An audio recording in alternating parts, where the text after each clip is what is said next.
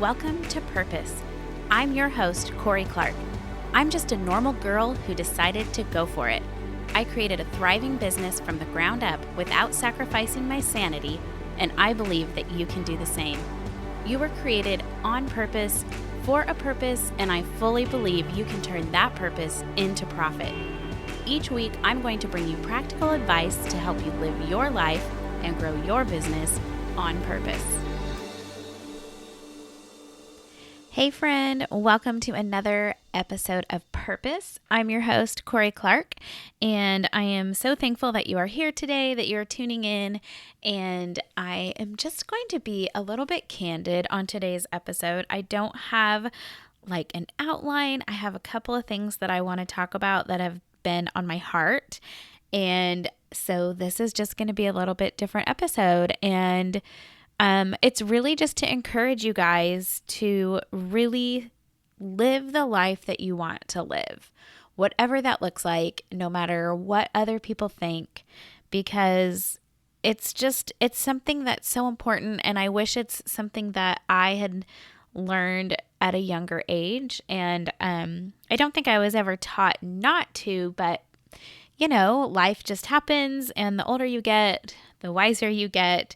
And I've just been really excited to actually see my kids learn this at a younger age. So before I dive into things, let me give you some context to this. We started homeschooling our kids when my oldest, Parker, was going into second grade. And he had started asking us in first grade. And I was like, no, we don't do that. We don't homeschool. But he kept asking, and he really did not like going to school. And I had talked to the teacher, and, you know, there was nothing wrong at school. She said he loved being there. He was always happy. All the kids loved him. So, you know, there was really nothing going on that he wasn't telling me. He just really wanted to be home and missed me. And so anyways, we started researching homeschooling. And okay, before I get any further into this, I'm not making this episode about homeschooling. Whatever you choose to do with your kids, like, you are their parent, and that is my best advice, is you're the parent and you need to do what's best for your kids. Okay. Anyways, we started doing research and really felt like homeschooling was the best choice for our kids, and it was the way we wanted to move forward. And there's been so many reasons we've been so happy with that decision. So anyways, Parker ended up graduating a year early. And then Morgan just graduated last week. She graduated a year early as well. And then our youngest, Brody, is starting high school, and he plans on doing the same. And there's all kinds of reasons why they graduated early. They get more time to focus on their work, and actually more time to focus on the things that they love. And so that's kind of what brought this episode up, is I've loved seeing my kids really just pursue the things that they are drawn to, and the things that they're curious about, and the things that they love doing. And I think that especially in America, we're so ingrained to just go to school, get a job, you know, just live this life in this hamster wheel, just doing whatever it takes to get by, making enough money to survive and hopefully retire, and then you die. And sometimes when you think outside the box and you start to live outside the box, people start to question you. And I really think they're questioning you because they feel threatened, not necessarily by you, but their beliefs are threatened. Everything they've thought was right, suddenly they're questioning. And they can feel threatened by that, thinking, well, you know, what am I doing wrong? Am I doing the wrong thing? And sometimes people can get defensive. And so it's hard because, you know, we're human, and we want to impress people, and we don't want to cause any waves, and we don't want people to judge us or look at us weird. And I just have seen in my kids how they have learned to be completely themselves and not let other people's opinions or thoughts or words dictate their life. And I've seen this especially in, my high school age. Well, now they're out of high school, my older kids, the decisions they're making. And, my oldest son made some changes in his path, and a lot of people questioned him, and some people were, I felt like, pretty rude about it. But he, stuck to his guns and was just like, no, this is my life. This is what I'm doing. And same with my daughter. She's graduating and she's actually not going to college, and she's starting her own business. And I'm so proud of her for doing that. And it's funny, the looks that she gets, the questions she gets. And, it's like, now that I'm in my 40s and I know that it's so much better to live outside the box and to think outside the box, I can help encourage them. But it just amazes me that my kids at 14, 17, and 19 are standing firm in their beliefs, in their decisions, in the path that they're choosing. And I'm so proud of them. And so I just started really thinking about how many decisions we make and how they're based on what other people are doing or what other people might be thinking. And so I really just wanted to come on here and encourage you guys to, go for that weird thing, that thing that you really want to do, that business that you want to start, or the vacation you want to take, or the investment you want to make. You're going to end up regretting it if you don't. And it's not to say everything's going to work out. Like, business is tough. There's ups and downs in every single thing you're going to do in your life. So you might as well be doing the things that you want to do and the things that you feel called to do.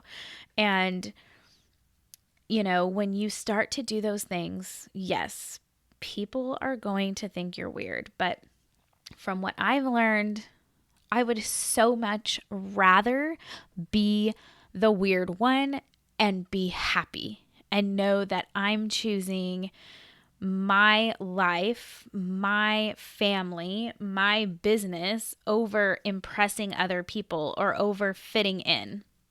Because sadly, people don't change. Sure, like in high school and junior high, there's cliques and, there's opinions and there's ways you want to fit in, but I truly don't think it ever changes. And that's why you have to step outside of that box, because when you do, you actually find people and community that are the weird ones too. And you get each other. And suddenly, you're actually doing things that other people are doing, and you can encourage each other because you get each other's weirdness and you get each other's quirks, and you understand why people are willing to put it all on the line for something that they believe in. And so my biggest reason for coming on here today to you guys is to just encourage you. If you're feeling frustrated, if you're feeling like maybe this isn't what you're supposed to do, it's not really working out, everybody said it wasn't going to work out anyways, I want to encourage you to stick to it, to be the weird one, to start that business, to go for that acting career, to go for that singing career, to travel the world, to homeschool your kids, whatever it is. That if you're holding back because you're worried about what other people might be thinking, that is the worst thing you could do. Because at the end of the day and at the end of your life, those people are not going to be standing around side your bed next to you as you're taking your last breath. They're not going to be held accountable for the things that you go through your mind and the things that you wish you would have done and the places you wish you would have gone and the business you wish you would have started. That is all 100% on you. And so it just breaks my heart that so many people live their life for other people. Not in the sense like they're living for other people to help other people. I'm talking they're living for other people because of what those people might think. And that is just really, really sad. It's really sad. And some people, I would guess most people don't ever wake up and realize this. And they just go through their life and it's fine. Everything's fine. And they have friends and they have a job and they get to the end of their life and everything's just fine. But I don't want to settle for just fine. I want what's best. I want what's best for me. I want what's best for my husband. I want what's best for my kids. And I want what's best for then from that point, like anyone else we come in contact with, the people that I serve in my business, the people that we help in our community, but if I'm doing it because of what it looks like to someone else or what other people might think, then I've completely lost sight of what God has put me here for. So if this is speaking to you, I hope it encourages you. I hope it encourages you to just stay weird. Stay weird and do the weird thing that you've always wanted to do. It's okay. And you'll eventually find people who don't think it's weird because they're just like you. And just stick to those things that you feel like God's calling you to do. And just keep going forward. Keep pressing on. And as hard as it is, try not to let other people's opinions get to you. Because it truly will keep you from great things if you keep doing that. Okay, I'm going to jump off of my soapbox and let you guys get back to your life. But I just can't sit around and keep watching people living these mediocre lives. And so when something stirs inside me, then I'm going to use this platform that God's given me to help inspire and encourage you guys to move forward and to chase your dreams. All right, you guys, thank you so much for listening. I'm actually super excited because I've been working on my website. And by the time this episode comes out, it should be all done. So you can go check it out at corieclark.com. And then I also revised my book, The Simplicity Project. So I wrote that book 2014. So 5 years ago, I wrote that book and I made some revisions and updated it a bit. And now it's available. You can just download it. It's an ebook and you can have the PDF or the EPUB so that you can read it on your phone or your iPad or whatever. There's also some cool bonuses that you get when you get the book. So if you go to corieclark.com/book, then you will be able to grab the updated, revised edition of the Simplicity Project. And honestly, it's the book I wrote basically about the process I went through to simplify our life and to create that margin so that I could start my business, so that I could follow my dreams, so that I could live out the purpose that God had put on my life. And I really want to encourage those of you who are feeling like there is too much chaos in your life and you can't keep up with the to-do list and you're trying to keep up with the Joneses and you're trying to keep up with the kids' school activities and you're trying to keep up with church activities and whatever it is. If you're feeling overwhelmed and like you're stretched too thin, this book is for you. It is a very quick, easy read, and it will give you the tools and the basic tips to change your life. Because honestly, creating margin in your life is not about giving your life a huge overhaul. It's little bits at a time, and creating a little bit of margin in each area of your life is actually going to create a lot of margin. So you guys can check that out at corieclark.com/book and go ahead and let me know on Instagram. If you're listening to this episode and it spoke to you, then go ahead and screenshot it and share it on Instagram. Tag me, Corie Clark. Send me a DM. Let me know what you love about the episode. Let me know what you love about the book. And I would love to connect with you.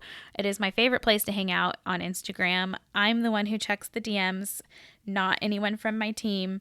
So I would love to hear from you. And if you have not yet, I would absolutely 100% be so forever grateful if you would subscribe to the show and leave a review on iTunes. That would make me so happy.